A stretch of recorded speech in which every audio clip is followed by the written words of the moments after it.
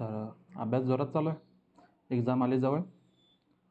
तर regular maths paper solve करण्यासाठी तुमची स्ट्रॅटेजी काय पाहिजे ना, ती आज आपण डिस्कस करतो आहे. रेग्युलर मी मुलांचं नेहमी फीडबॅक घेत असतो की नेमका त्यांना प्रॉब्लेम कुठे येतो, पेपर सॉल्व करताना नेमकं काय काय गोष्टी होत आहेत, सेक्शन कसे कोणते सॉल्व केले पाहिजेत, हे मी नेहमी मुलांच्याकडनं विचारत असतो. तर मी सगळ्यांच्याकडनं एक ॲनालिसिस करून हे मी तुमच्यासमोर सांगतो आहे की रेग्युलर हा जो सॉल्व जो आहे सेक्शन वाईज, तो मी नेहमी मुलांना काय करतो, A B D C solve करायला सांगतो.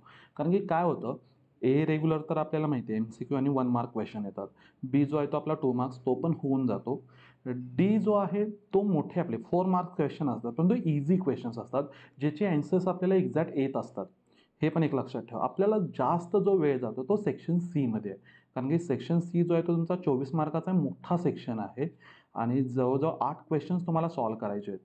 तर तिथे तुमचा वेळ जातो. काही मुलांना तिथे ॲन्सरसुद्धा भेटत नाहीत. मी खूप वेळा बघितलं आहे की मुलं सेक्शन सीमध्ये अडकून पडतात आणि जो सेक्शन डी येत असतो तर तो त्यांचा राहून जातो. तर सगळ्यात बेस्ट ऑप्शन काय की सेक्शन वाईज जर बघायला गेला तर A B D C solve करा. आणि मी नेहमी एक मुलांना सांगतो की तुम्हाला जर इथं पण म्हटलेलं आहे बघा, after section B and D leave 1 extra page for extra question. तर तुम्हाला एक्स्ट्रा सम सॉल्व करायचं, समजा बीमधलं एक एक्स्ट्रा सम सॉल्व करायचं आहे, नंतर ते पण डीमधलं पण तुम्हाला एक्स्ट्रा सम सॉल्व करायचं आहे. तर नंतर ज्यावेळी तुमचा सेक्शन सी कंप्लीट होईल त्यानंतर बीमधलं एक एक्स्ट्रा सम सॉल्व करा, नंतर डीमधलं एक एक्स्ट्रा सम सॉल्व करा, सीमधलं पण करा. ओके, ज्यावेळी वेळ एक्स्ट्रा तुम्हाला भेटत असेल तर. मग आता जर तुम्ही सेक्शन वाईज जर बघायला गेलं तर ABDC सगळ्यात बेस्ट आहे, जो मी ओव्हरऑल मुलांचा ज्यावेळी मी विचार करतो. ओके, तर अजून मी काही तुम्हाला इथं दिलेले आहेत, काही सजेशन्स आहेत. मुलं ज्या सारख्या चुका करतात त्याच्याबद्दल मी इथं सांगितलेलं आहे की सेक्शन एमध्ये for MCQ write correct answer along with its alphabet. हे जे एक बोर्डाचा जो नियम आहे त्याच्यानुसार मी हे तुम्हाला सांगतो आहे. No marks will be given if correct answer or alphabet is written. म्हणजे मी इथं खाली एक तुम्हाला दाखवलेलं पण आहे बघा रे, एक्झाम्पल्स दिलेत. सेक्शन 1 क्वेश्चन नंबर 1 मधलं जो थर्ड क्वेश्चन आहे आणि रोमनमध्ये असेल तर रोमनमध्ये लिहा. जे काही नंबर्स आहेत त्याच्यामध्ये तुम्ही काही छेडछाड करत बसायची नाही, ॲज इट इज तुम्हाला लिहायचं आहे. तर त्याचं बघा इथं बी असेल त्याचा ॲन्सर, आणि त्याचा आहे ॲन्सर कोण, 2x + 1/x आहे समजा ॲन्सर. तर हेच तुम्हाला लिहावं लागेल. ओन्ली बी लिहिलाय, नका मार्क दिले जाणार नाही आहेत. किंवा तुम्ही ओन्ली काय लिहिलं त्याचा ॲन्सर, म्हणजे कुठलं 2x + 1/x आले तर ते लिहिताय तरी पण तुम्हाला मार्क दिले जाणार नाही. तर सगळ्यात बेस्ट ऑप्शन काय, तुम्हाला अल्फाबेटसुद्धा लिहायचं आहे आणि हे आपले त्याचं सोल्युशन पण लिहायचं आहे. काही वेळा मार्क दिले जातात, बोर्डाकडनं रूल असतो की ठीक आहे, जर काही वेळा जर मार्क जर पडत नाहीत तर द्या. मात्र एक स्टँडर्ड जो रूल आहे तो तुम्हाला alphabet along with it's solution जे काय असेल ते तुम्हाला इथं लिहावं लागेल. आणि इथे मी अजून एक म्हणतोय बघा, only first attempt will be consider. हा पण एक बोर्डाचा नियमच आहे. तुम्ही फर्स्ट ॲन्सर जे कोणतं देताय ते फक्त ग्राह्य धरलं जातं. त्यामुळं जे तुम्ही ॲन्सर लिहिणार आहात तर ते व्यवस्थित लिहा, कुठे खाडाखोड वगैरे होता कामा नाही. ठीक आहे. चला, question number 2, all compulsory questions. काही मुलांच्या अजून ते लक्षातच येत नाही की क्वेश्चन नंबर 2 जो आहे तो सगळेच्या सगळे सॉल्व करायचे असतात. तिथे तुमचे 4 क्वेश्चन्स असतात आणि ते चारीच्या चारी तुम्हाला सॉल्व करायचे असतात. काही मुलांच्या लक्षातच येत नाही. ते त्यांना वाटतं की एक क्वेश्चन 2 मार्काला 2च सॉल्व करतायत. तर नाही, तिथे ऑल क्वेश्चन्स कंपल्सरी आहेत. आणि इथे बघा, correct answer will get 1 mark, slightly mistake in return will get 0 marks. मी काही जणांचे ज्यावेळी आपले रिचेकिंगला काही जण पेपर टाकतायत तर खूप जणांचं बघितलं आहे की आपलं 1/x मे बी होतं, 1/x, हां 1/xचं काय होतं, मला वाटतं इंटिग्रेशन होतं असंच, 1/x dx. तर याचं काय आलं पाहिजे, इथे लॉग ऑफ मॉड x आलं पाहिजे आणि पुढे +c पण पाहिजे.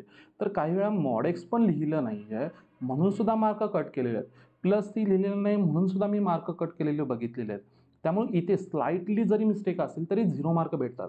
ॲन्सरलाच फक्त मार्क असतात. तुम्ही वरती काय सॉल्व केलं आहे तिथे कुणीही बघत नाही. ओन्ली ॲन्सर लिहिला क्वेश्चन नंबर 2 मध्ये तर 1 मार्क तुम्हाला तिथे भेटून जातो.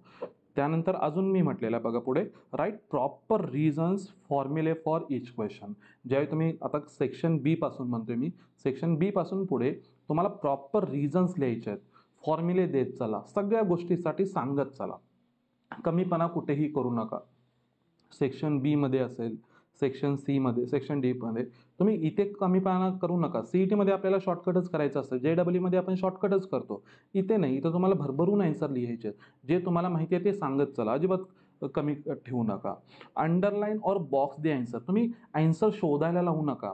काही जणांचं जो अक्षरच ओळखत नाही आणि त्यामध्ये आणि आन्सर तुम्ही शोधायला लावताय, तर तिथे खूप त्रास होतो. जो पेपर चेक करतो त्याला जर तुम्ही त्रास देताय, तर तो तुम्हाला त्रास देणार आहे. त्यामुळे त्याला आन्सर दाखवा. तो बाकीचं काय बघत बसत नाही. तो आन्सर शोधत असतो. अरे आन्सर कुठे आहे? आन्सर कुठे आहे? आन्सर बरोबर आहे.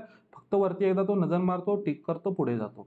हे पण एक माइंडमध्ये राहू दे. त्यांना ही पेपर चेक करायला हौस नसते. ते पण कंटाळतात पेपर चेक करायला. कधी एकदा पेपर सांगतात. असं चालू असतं. त्यामुळे जरासं ना हे एक तुम्ही जरासं व्यवस्थित सिस्टमॅटिक करा.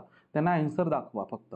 Number 4, start new section on new page. हां, सेक्शन जो वाईज ज्यावेळी तुम्ही सॉल्व्ह करताय त्यावेळी न्यू सेक्शन हा म्हणजे ABCD जे आहेत हे वेगवेगळ्या पेजवरतीच गेले पाहिजे. सेक्शन ए तुमचा वेगळ्या पेजवरती आला पाहिजे.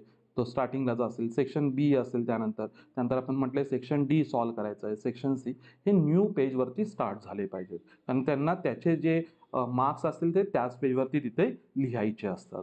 त्यानंतर मी एक म्हटलेलं आहे number 5, draw lines on blank page. ज्यावेळी तुमचा पूर्णपणे आन्सर वगैरे म्हणजे सगळा पेपर लिहून होतो, त्यावेळी जे ब्लँक पेजेस राहतात ना, त्याच्यावरती तुम्ही लाईन्स मारा. पेनाने लाईन्स मारा. ओके, पेन्सिलने नाही म्हणत, पेनाने. कारण की ते जो आपला पेपर चेक करतो त्याला ते लाईन्स मारत बसावे लागतात. कारण की ज्यावेळी तुम्ही रिचेकिंगला वगैरे टाकतात, जर तिथे लाईन्स वगैरे मारले नसते, तर मग काही जण मुलं तिथं लिहून किंवा हे नंतरच्या गोष्टी त्या पूर्ण असतात. त्यामुळे त्याला काम करू नका. त्याला उलट तुम्ही जर मदत करताय, तर तोही तुम्हाला मदत करेल. हेही माइंडमध्ये राहू दे.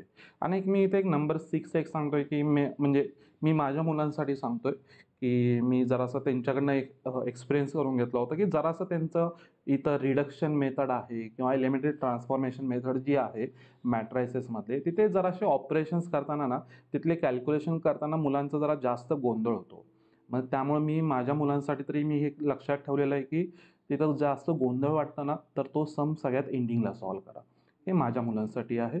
तुम्हाला जरी तो जर प्रॉब्लेम होत असेल, तर तुम्ही सुद्धा काय करू शकताय, तो जो एलिमेंटरी ट्रान्सफॉर्मेशन मेथड आहे किंवा रिडक्शन जी मेथड आहे, तिथं तुम्ही काय करू शकता, एंडिंगला तुम्ही तो सम सॉल्व्ह करू शकता. ठीक आहे. तर अभ्यास जोरात चालू दे. कुठेही काही डाऊट असेल कमेंट बॉक्समध्ये टाकत चला. कुठलाही तुम्हाला डाऊट आहे, कुठेही तुम्हाला कुठल्या चॅप्टरबद्दल प्रॉब्लेम आहे, कोणती कन्सेप्ट नाही आहे क्लिअर, तर ती सांगत चला. आपण इथे क्लिअर करत टाकू जाऊ. ओके, ठीक आहे. चला, ऑल द बेस्ट. अभ्यास चालू दे, जोरात चालू दे. ओके.